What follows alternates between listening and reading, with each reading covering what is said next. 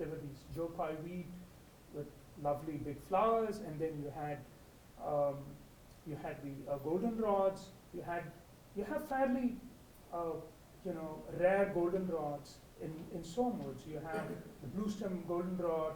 You have the zigzag goldenrod, and you have the elm leaf goldenrod. These are all woodland goldenrods, and this is what you would see beneath the trees. And then you had the sweet black-eyed Susan. You had the brown-eyed Susan. You had these very colorful yellow flowers, and then you see the woodland sunflowers. And you could see all these things, and it was very pretty and beautiful. And then you would go in, and there was this part where, it was actually, there's a small pond there, and there's this kind of dry channel which would contribute to this pond during rainy season. And then you try to go through that, and that was the part I was taking. And that's full of, for example, plants which love moisture, like the water hemlock, which is a completely poisonous plant. And then you have the water parsnip, which looks somewhat similar, but it's a bigger one. It's different. And then you had this great blue lobelia with beautiful flowers. You had the boneset, the common boneset. You had all these wonderful plants. You had the obedient plant. And this is a very strange plant with very beautiful flowers. And if you turn them, they would just turn along with you, and they would just, be very obedient, and that's how it got its name. So it's a beautiful plant, and I would plow through this underbush, which was having the false nettle, and nettle is apparently a very poisonous plant. It can sting, but I never knew about it. And then, so people avoid the false nettle. Apparently, false nettle is completely harmless. And then going through all this, we would reach the geranium bignellii, and this is a plant with the magic number 5. It has this very small flowers, pink flowers, 5 petal and 5 sepals. And after the flower is pollinated, you have a kind of a cylindrical fruit. It's kind of greenish, which tapers like a finger. And then as it matures, it becomes dark.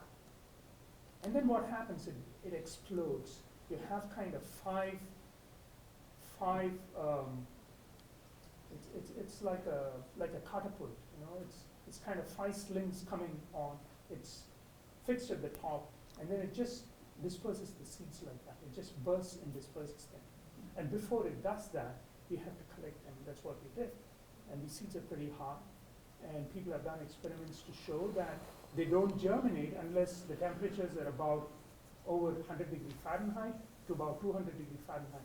And that means it's more or less dependent on fire ecology to germinate. So that's what we have been collecting. And what I wanted to share with you was that Somewoods is so beautiful. You're lucky to be having Somewoods close by, and Somewoods is lucky to have Stephen and Linda to actually restore it. And so I think you should all go out and explore these beautiful places which are just in your neighborhood. Thank you.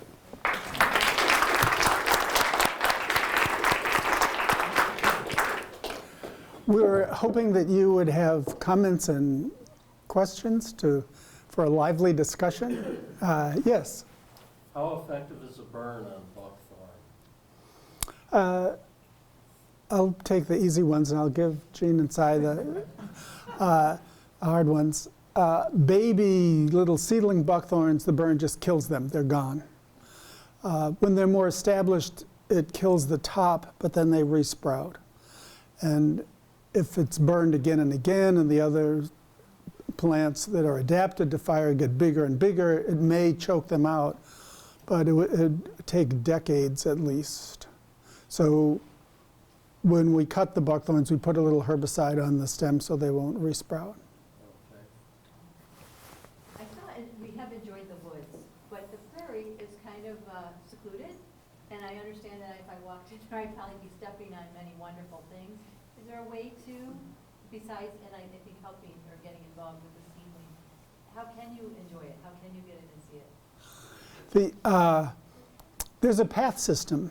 If you go to the website, there's a ton of good stuff on the website. Just Google Somme, S-O-M-M-E, woods or Somme Prairie, and you'll get there pretty quick. There's a map, but if you walk in, you can't walk in without getting on the path. And it's a narrow little path, but That it's, was a deer path, actually, I didn't know, I have been in. well, they look for all the world like a deer path. And the deer use them, and the coyotes use them, and we use them. So, and yes, and lots of people walking around. It was just great, and most of the time you won't step on the last Bicknell's geranium anyway. Yeah. Yes.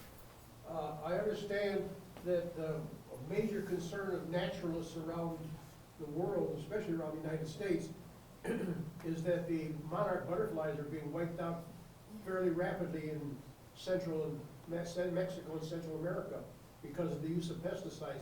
And they anticipate that the migration this year coming back to the United States will be very, very small. In addition to that, the honeybees are being wiped out by pesticides also. Is there anything being done about reducing the use of pesticides? Sorry, he was talking, is there anything what? What was the What end of your question? I didn't hear it. I'm sorry. I was trying to. But I'll take that one too. You But take that let me toss some to you. But I won't talk to you, so you can. Yeah. I think different people have different. There's a lot of different studies suggesting different things. Many people think that the bigger problem is North America, where there's so much pesticide. And last year, Malcolm Culbertson has been raising 90 to 100 monarchs a year from eggs in our yard. Last year, none of the eggs were fertile, not one.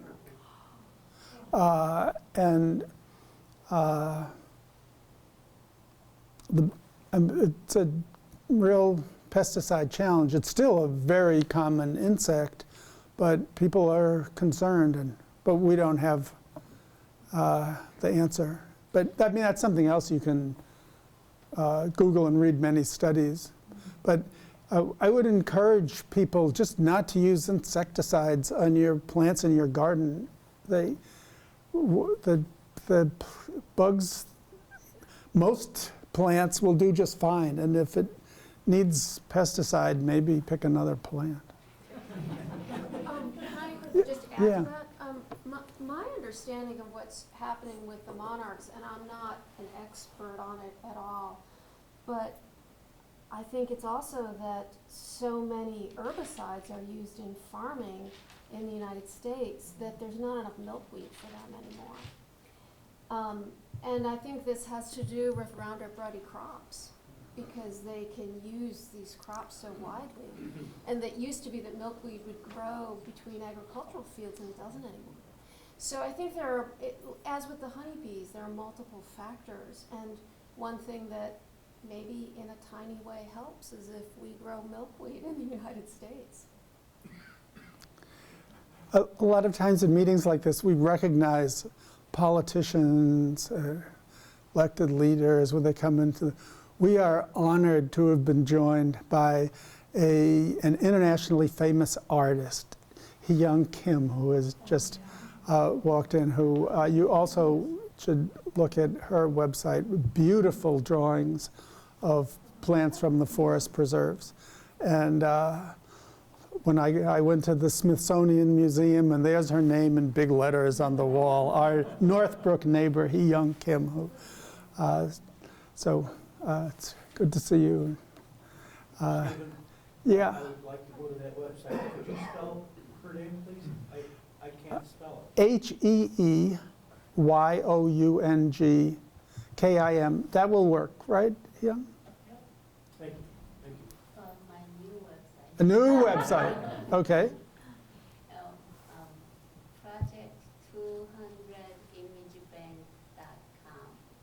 Project 200 I want to plant Image 200 plants, so I will put all the images on that website in the future. So project200imagebank.com. And we should put another one of your pictures on the SOAM Facebook page, and then people can just click on it. Yes. You can also check out the SOAM Facebook page. We can also link it if you go green Go Green Northbrook can link to both. Yes, that's a good idea. Good idea. So Stephen, the gentleman over there Yes. is raising his hand. Yes, good point. Thank you. The map of the woods shows water, and I've been there when it's wet, but is that water a permanent, is there water that's there 365 days a year, or is it just really the spring melts and summer storms? All of the ponds in Soame Woods are what's called ephemeral ponds. They dry up in the summertime. And that's actually critical for many animals. The blue-spotted salamander, the western chorus frog, the spring peeper, and there's a number of crayfish species. Those species are not adapted to fish predators, and they can't live in permanent water. They don't. If you have a permanent pond, then you'll get green frogs and bullfrogs and leopard frogs. But so we have special amphibians in Soame Woods that are adapted to those ephemeral ponds, streams that run but only after rains, ponds that fill up in the spring when the snow melts, but by July or August they'll be dry. Thanks. Good question. Yes. In one of your slides, you showed the replenishment of some of the good plants versus the bad. I was interested in the impact of the year. It seemed like the good plants went down, bad